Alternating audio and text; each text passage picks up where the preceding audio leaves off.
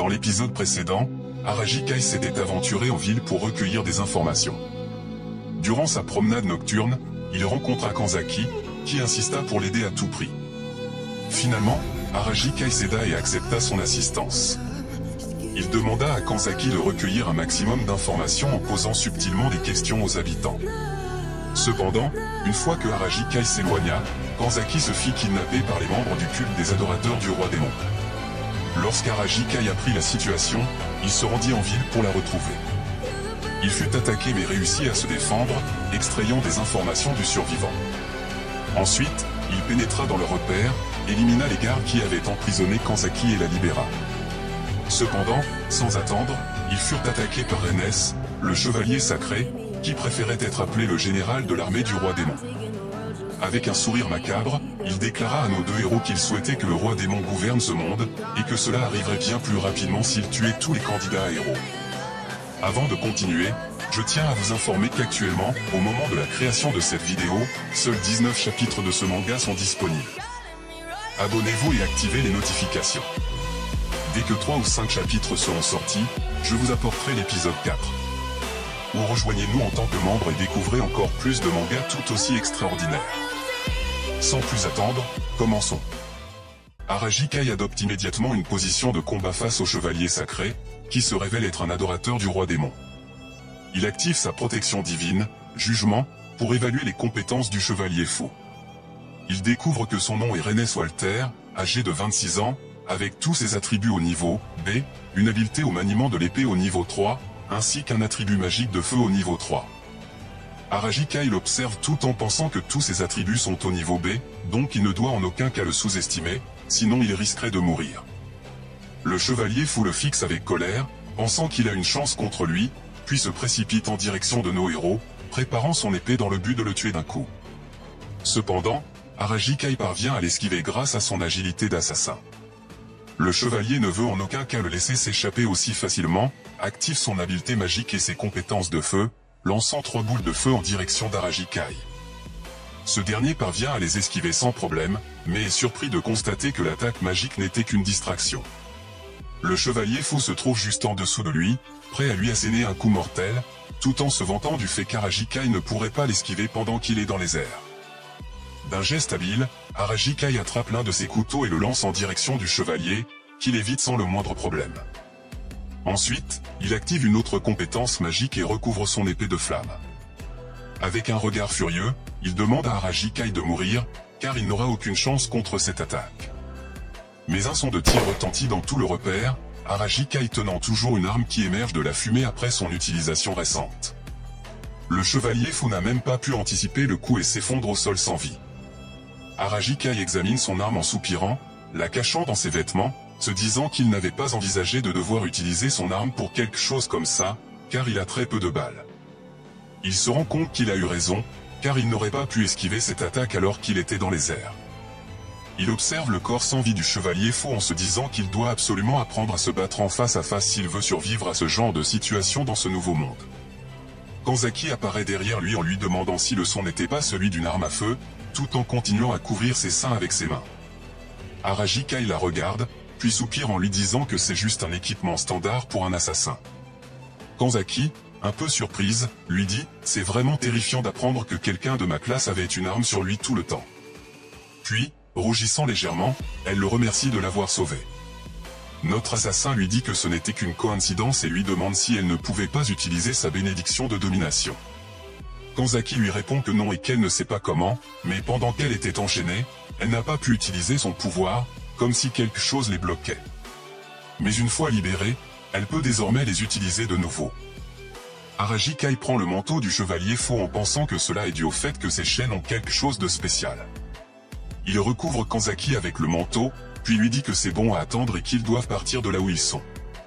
Elle se retourne en l'appelant par un surnom, Shinjuku, et en lui disant que ces fanatiques voulaient attaquer toute la classe, et que ce n'est pas seulement elle qui était leur cible. Araji Kai lui dit qu'il le savait déjà, car quelqu'un qu'il a connu avant de venir ici lui a déjà tout dit. Puis, il se rappelle de l'un d'eux implorant pour sa vie et comment il a exercé une énorme pression sur lui pour qu'il lui révèle tout ce qu'il sait. L'homme essayait de fuir ses responsabilités en lui disant qu'il ne faisait que suivre des ordres, mais Araji Kai ne voulait pas qu'il réponde à ses questions. L'homme, n'ayant pas le choix, lui a donc tout avoué. La terrible nuit est maintenant derrière eux, et Araji Kai et Kanzaki se promènent dans la ville à l'aube. Araji dit à Kanzaki que ce qui l'a surpris est que l'homme qui l'a interrogé n'est pas mort de la même façon que Steady, le scientifique. Cela le fait penser que ses actions ne sont pas l'œuvre d'un démon, et Kanzaki, surprise, demande donc la conclusion la plus probable, ce sont des humains fanatiques du roi démon. N'arrivant toujours pas à croire à ses propres conclusions, elle se demande pourquoi les humains qui devraient être leurs alliés font partie de leurs ennemis. Araji lui dit, tu ne dois pas te laisser tromper par des gens comme ça. Ils ont réussi à mettre ces chaînes dans tes bras parce que tu n'as pas été assez prudente, c'est compris? Kanzaki rétorque en lui disant de la fermer, car ils ont répondu à toutes ces questions et qu'ils l'ont attrapée lorsqu'elle essayait de tirer plus d'informations d'eux. Araji Kai lui demande si elle n'a pas trouvé cela bizarre, car leurs ennemis sont certes les démons, mais il y a aussi des humains parmi eux. Kanzaki lui dit, ok, je suis désolé. Je serai plus prudente à partir de maintenant. Mais leur conversation est interrompue par quelqu'un qui les appelle. Ils se retournent et voient que c'est Midou qui les a appelés. Midou est heureux de voir qu'ils sont sains et saufs. Kanzaki lui dit qu'elle est désolée de l'avoir inquiété, et Midou se retourne en direction d'Araji, demandant à Kanzaki si c'est lui qui l'a sauvé. D'un ton sérieux, Araji dit à Midou qu'à propos de ce qui vient de se passer, ils doivent parler. Il lui dit qu'il se passe quelque chose et qu'il existe un culte pour le roi démon. Cela surprend Midou, et Araji confirme en lui disant que les fanatiques du roi démon se battent contre l'humanité et qu'ils sont leur cible. Midou réfléchit à la situation en disant que le problème maintenant, c'est qu'ils ne peuvent pas savoir clairement qui sont leurs ennemis en plus des monstres. Araji lui dit que c'est pour cela que tout le monde doit désormais être plus prudent, et Midou lui dit qu'il fera de son mieux pour prévenir tous les autres et les persuader d'être plus prudents. Il va demander à Leonora d'augmenter la défense et la protection de tout le monde, mais Kanzaki l'interrompt en lui disant que cette femme va sûrement leur dire de résoudre le problème eux-mêmes. Midou sourit en confirmant ce qu'elle a dit, puis dit qu'ils devront décider de tout cela ensemble une fois réunis. Alors qu'ils sont encore en train de converser, ils entendent un bruit qui attire leur attention.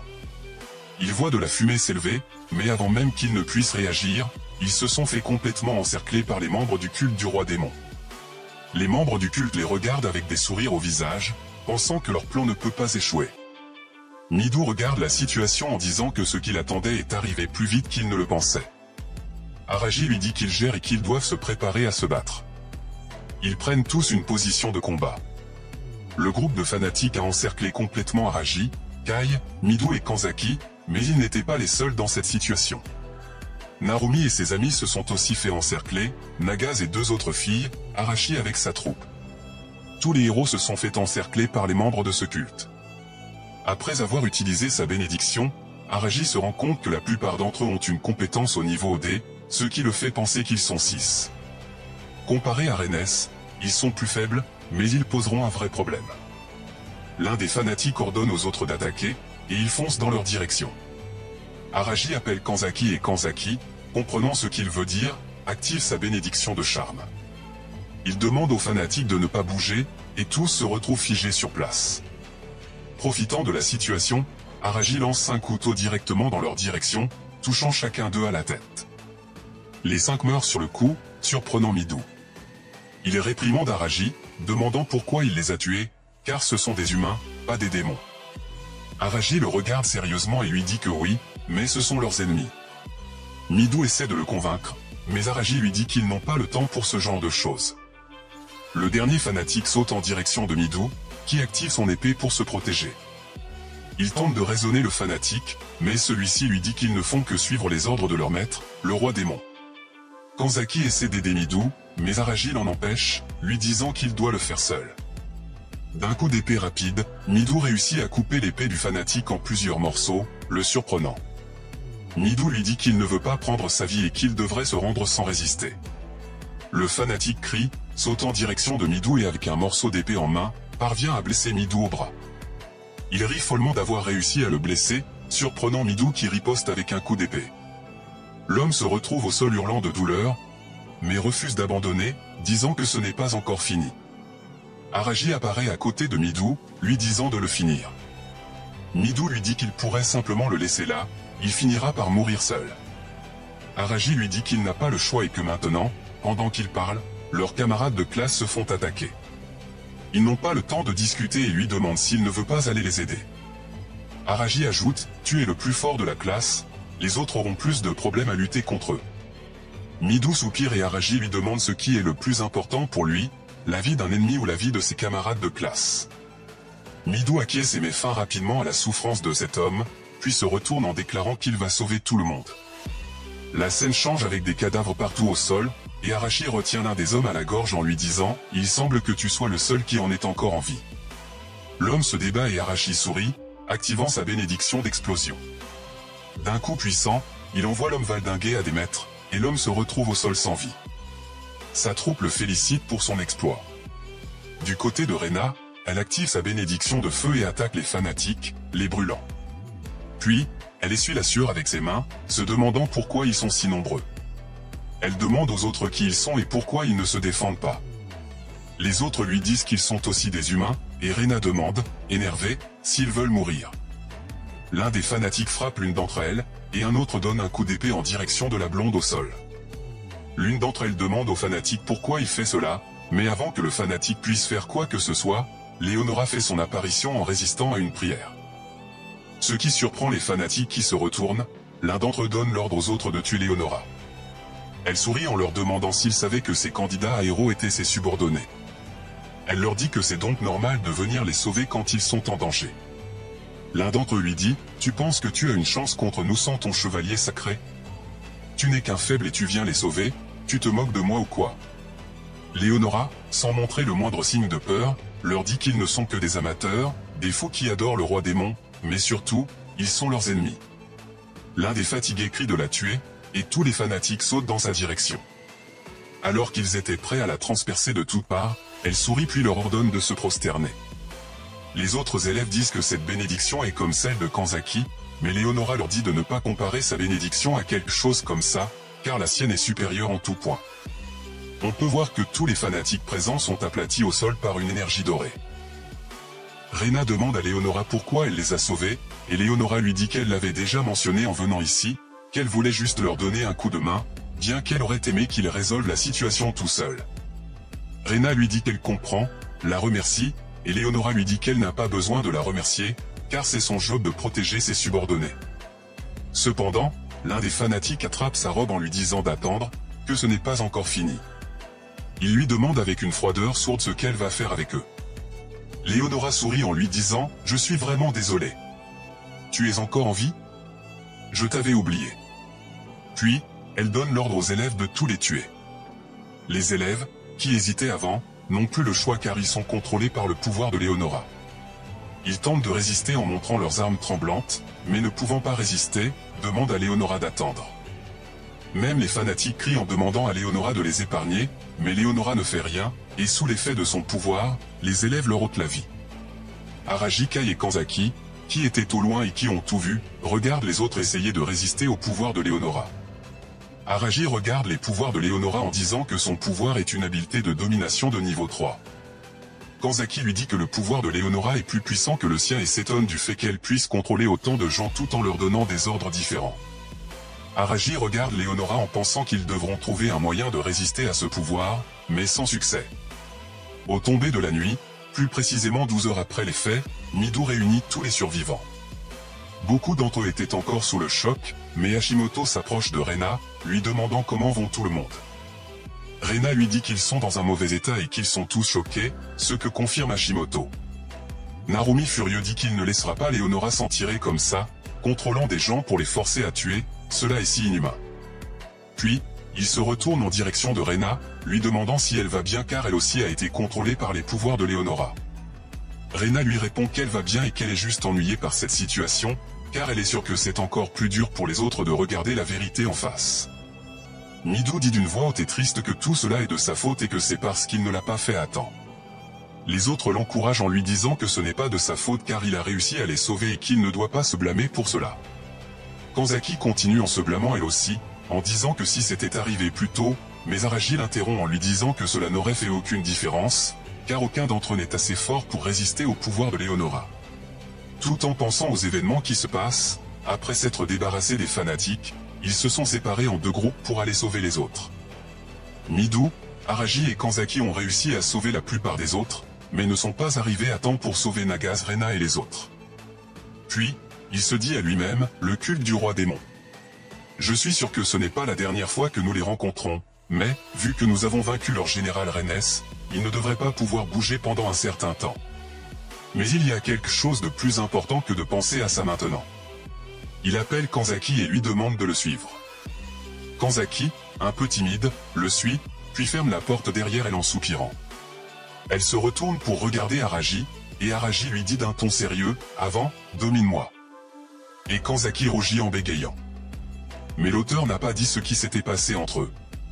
Le lendemain, le royaume tout entier a réalisé une énorme parade pour célébrer l'invocation des candidats à héros. Les musiciens dansent dans la joie, et les habitants sont heureux. Après que nos héros ont montré leur pouvoir durant le combat contre le culte du roi démon, les gens commencent à croire en eux et à penser qu'ils pourront enfin vaincre le roi démon.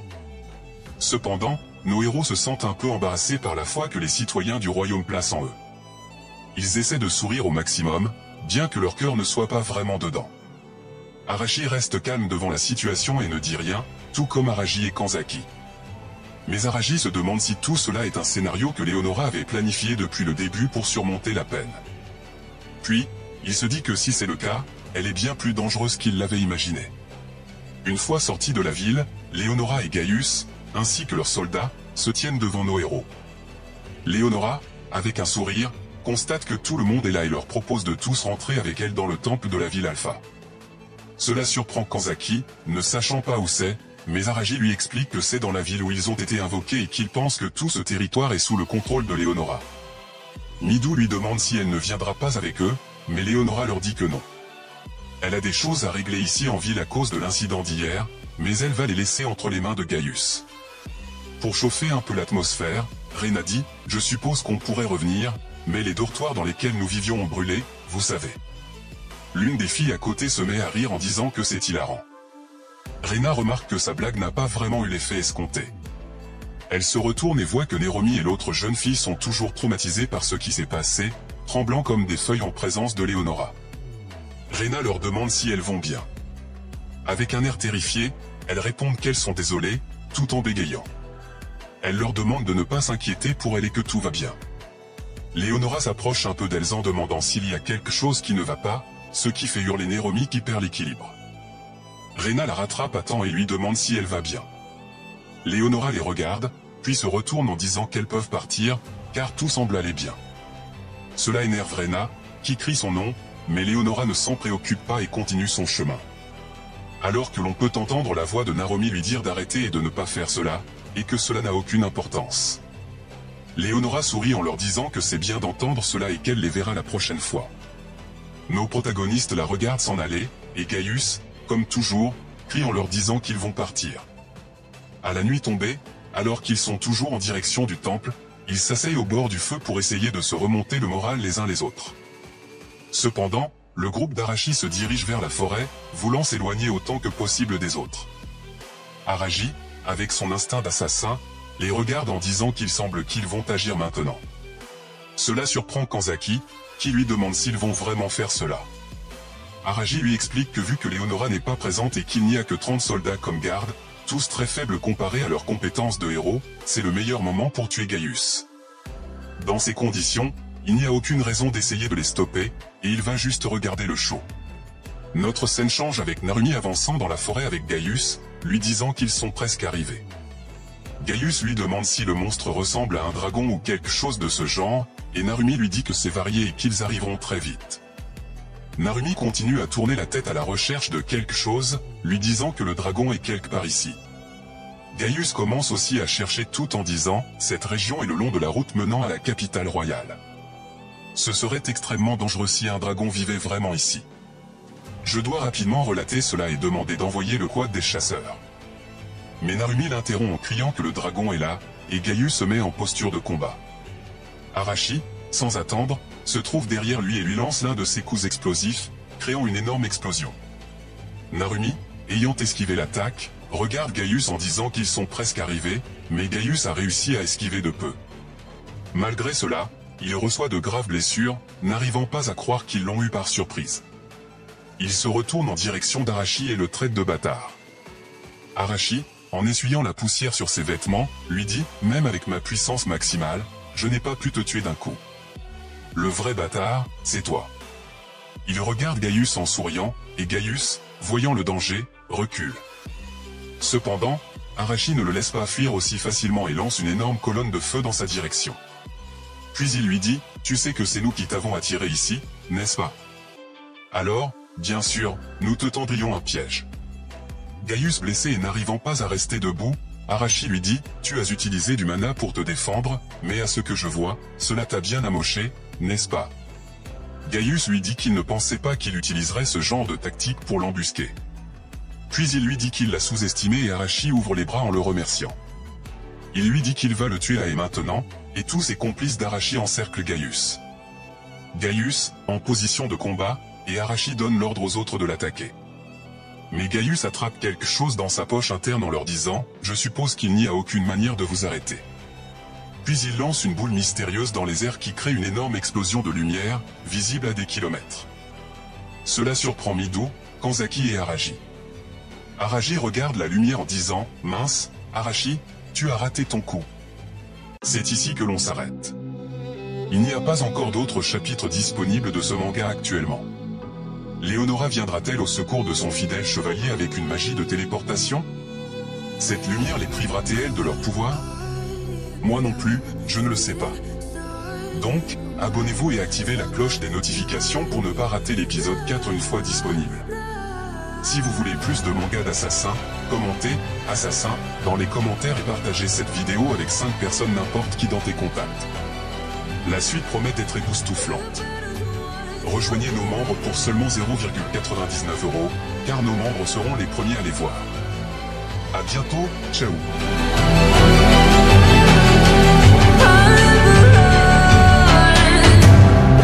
To give me your loyalty, 'cause I'm taking the world, you'll see.